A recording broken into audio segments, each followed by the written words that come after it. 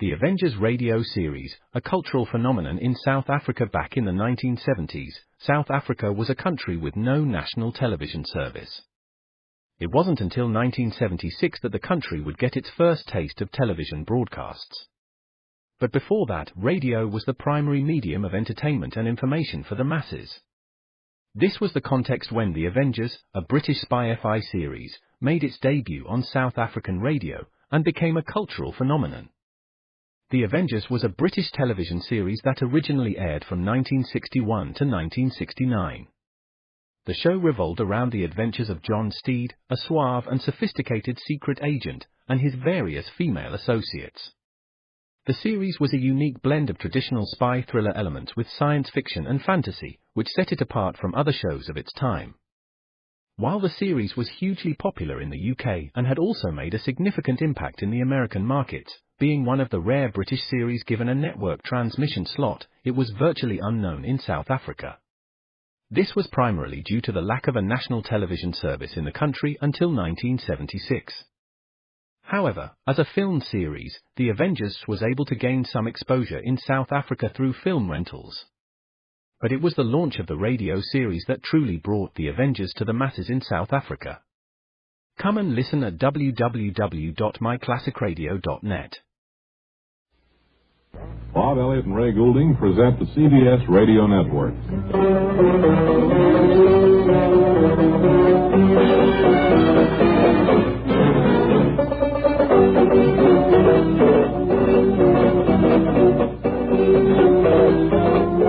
Sitting here kind of reminiscing over some of the people who've worked for us in the past and whose whereabouts we don't know. Remember Leo Leahy was the great director on our staff?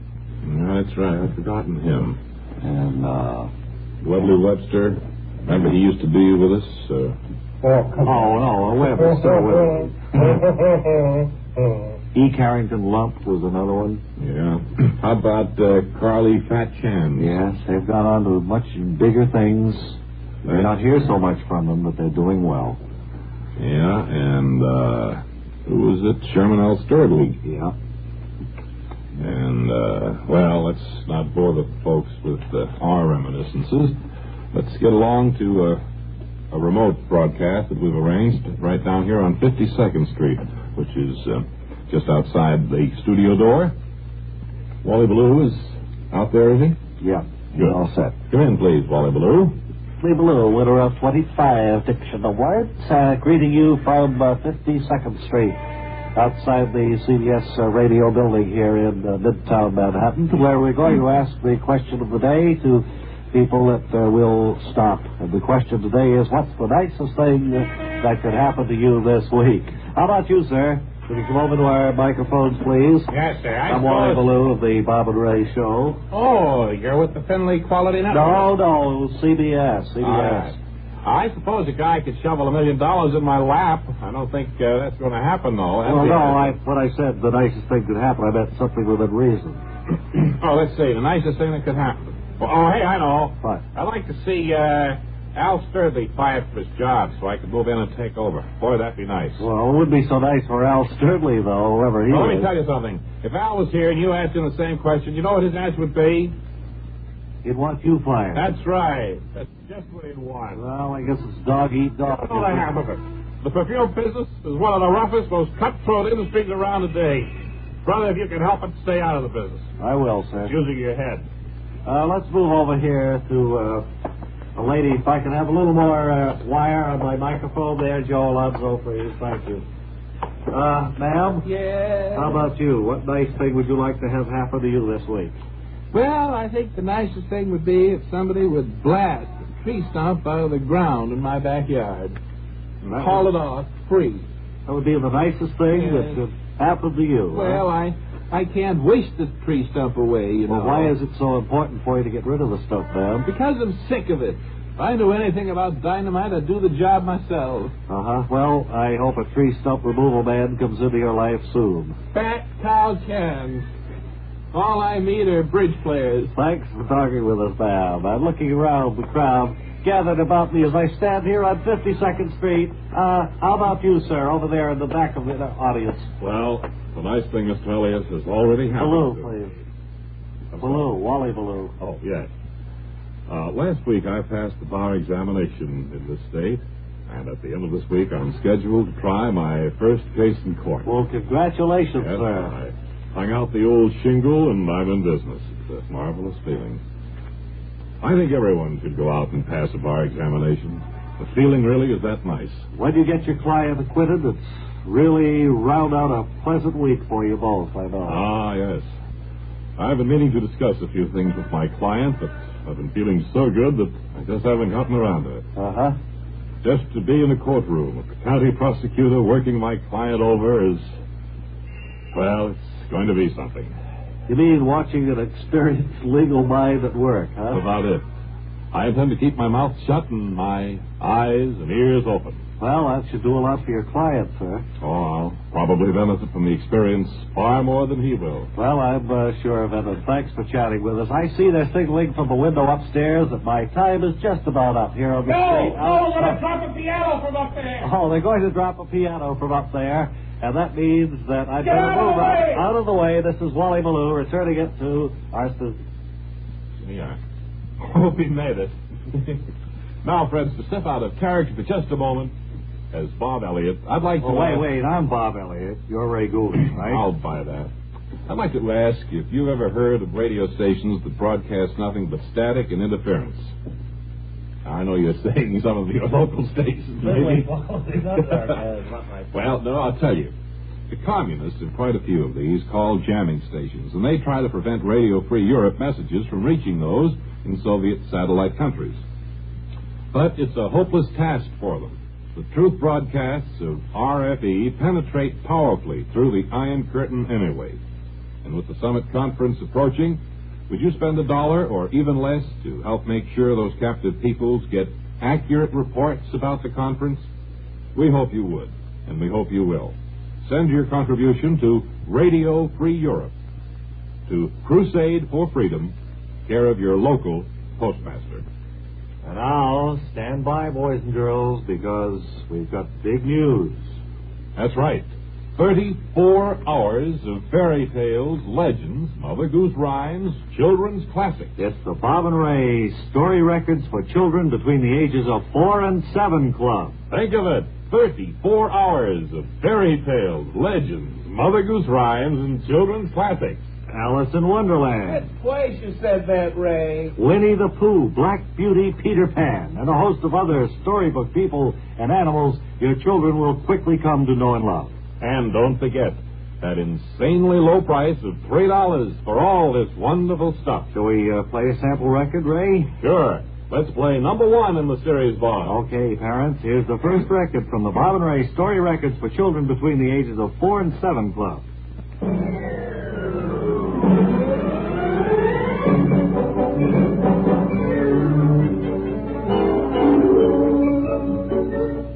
Hi, kids. This is your Uncle Ray. And this is your Uncle Bob. Just a moment. You're going to hear the story of Goldilocks and the Three Bears. But first, That's right, kiddies. First, we have a message for each and every one of you. Now, you children may as well start growing up now, and Uncle Ray is here to help you. Thanks, Uncle Bob. You see, your mommy and daddy think all these nice record stories you just got in the mail cost only $3. but they don't, children. The $3 price is an introductory offer. Remember that word, introductory. Burn it into your little mind. An introductory offer. Children, your mom and pop will be billed $74 for these nice, shiny records that came to your home today. Now, some of you are not grown up enough to know the difference between $3 and $74. Well, kids, the difference is considerable. Considerable, which means a lot. And here comes the part about growing up. Now, when Mommy and Daddy get the bill in a few days' time, there'll be loud voices in your home. You'll hear Mommy and Daddy coming to your room. Now, just before they get to your room, children, stand on your tippy toes and lock the door. Mommy and Daddy will hit the door with their fists, but don't let them in. And here's the easy part, kids. While Mommy and Daddy are trying to break down your door, take a nail or something just as sharp and scratch up all those nice records. Make sure there are marks on each and every one. And then, because Uncle Bob and Uncle Ray never take back story records with marks on them, they'll be yours forever. After that, you can open the door to your room and let your mommy and daddy in. And you can show them what you've done. And after they're through with you, tell Mommy and Daddy to send the $74 to Uncle Bob and Uncle Ray very, very fast. If they don't, children, there'll be legal difficulties. Legal difficulties. That means trouble, children.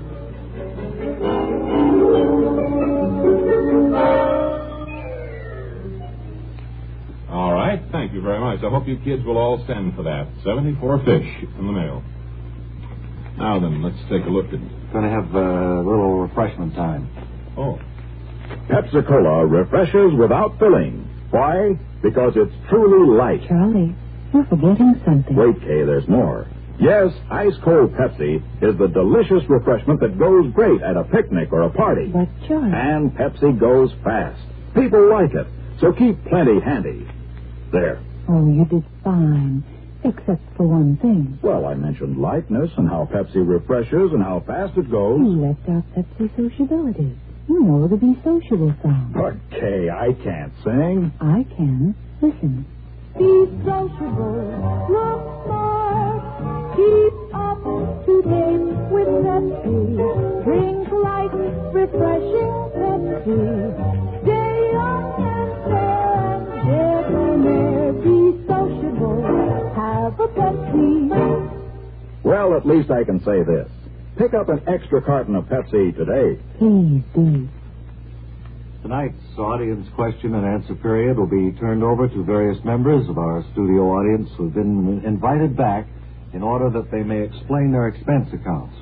Now, you may remember, friends, that Bob and Ray, when I say Ray, that means me, of course, recently decided to give, as a token of our friendship, unlimited expense accounts to the members of our studio audience. Expense accounts, which our audience could hand in after each show, covering any and all expenses incurred while they were here watching a Bob and Ray broadcast.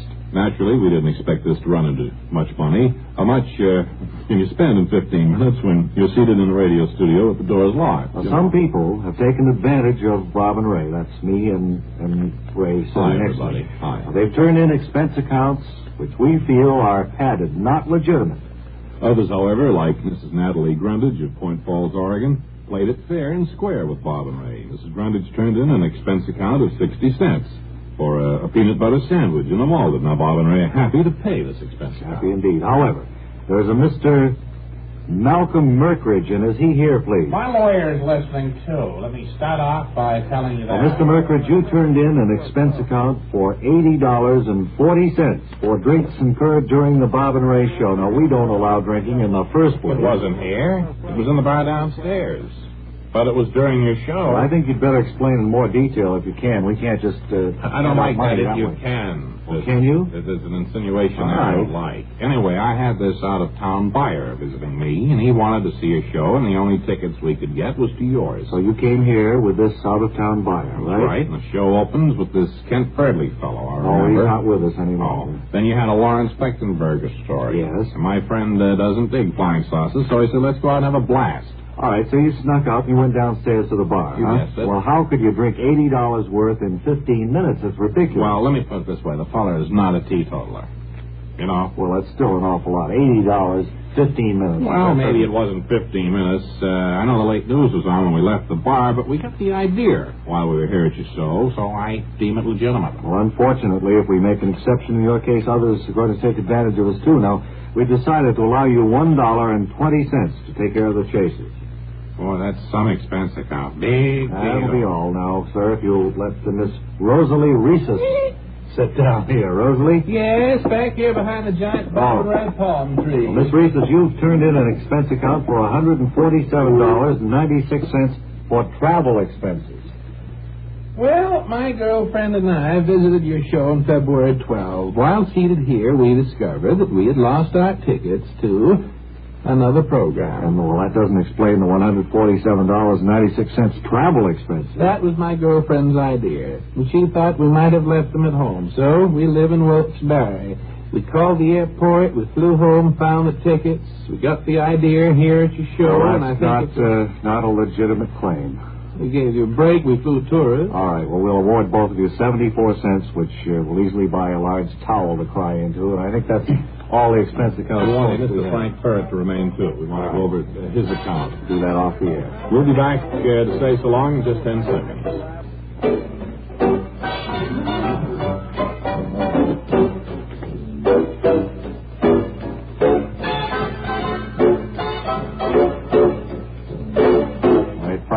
We'll see you tomorrow then, and you can explain yourself. And until tomorrow, this is Ray Goulding reminding you to write if you get to work. Bob Elliott reminding you to hang by your thumb. Enjoy Mother's Minority Report in The Second Mrs. Burton, weekdays on the CBS Radio Network. Your dials on 74 KCBS AM/FM San Francisco. San Francisco.